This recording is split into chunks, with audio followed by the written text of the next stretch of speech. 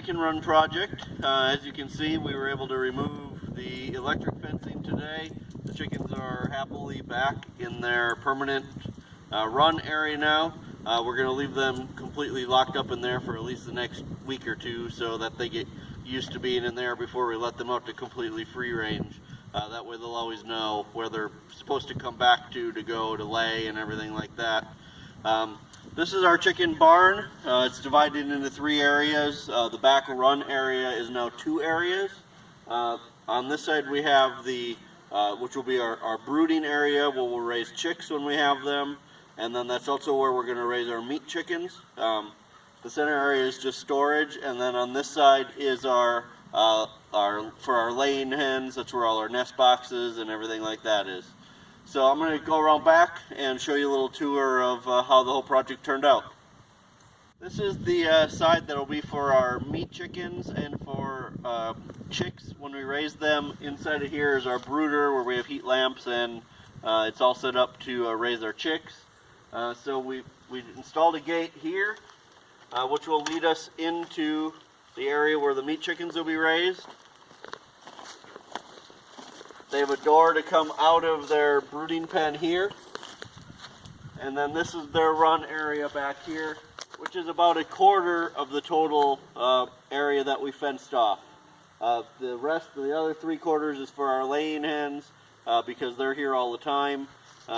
This area will be primarily for when we raise meat chickens, which we normally do batches of about 35 to 50 at a time. So not a ton of them.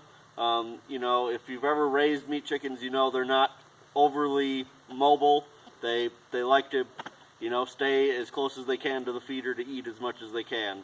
So they'll be raised in this area, and then we'll also have them as they get a little bit older. We'll have them out on pasture in movable tractors. So let's go around to the other side and I'll show you where the laying hens are. Alright, so this is the side where our laying hens will be. You can see the area right down here is where their old little run used to be, if you can call it that. It was pretty tiny. I'm assuming whoever lived here before just had a couple chickens. We're going to cap off the door that they used to have to get out, and I built a new one around here on the back of the barn. Put a gate in here, and we also put a gate way down on the back side, so if we want to get in while we're working further away, we can. This is the new sliding door that we built, so they can get in and out easily. It'll keep them safe at night when there's predators around. So again, they ended up getting about 3/4 of this total area. You can see it's kind of an L shape. So they have this area, and then back there where I just gave them some scratch, so they're all keeping busy right now. And then you can see the other gate that we installed there at the back. Put their food buckets down in here. We also gave them an automatic waterer, which if you followed us for a while, you know how I make these waterers. If not, I'll probably do a new post about these sometime in the future because they're a really easy, inexpensive way to give an automatic waterer. It's basically a garbage can that's filled. It uses gravity through a 1/8" tube down to a little bucket. I make a couple different styles, but this is kind of an open one.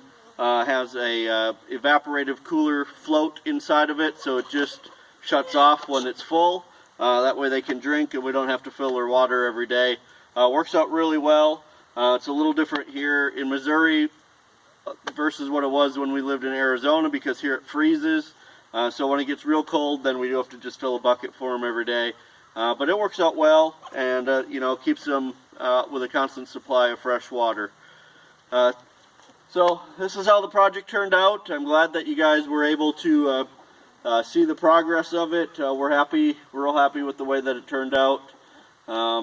It ended up costing us, you know, a little bit more than we had thought, but it ended up being a very nice run area for them. I think it's something that will last us for many years. I always tell Sarah that the goal is whenever we build something that it lasts long enough that the next time around it's the kids' problem. So hopefully this will last long enough that the next time around it'll be the kids' problem to fix. So thanks again, and thanks so much for watching, and God bless.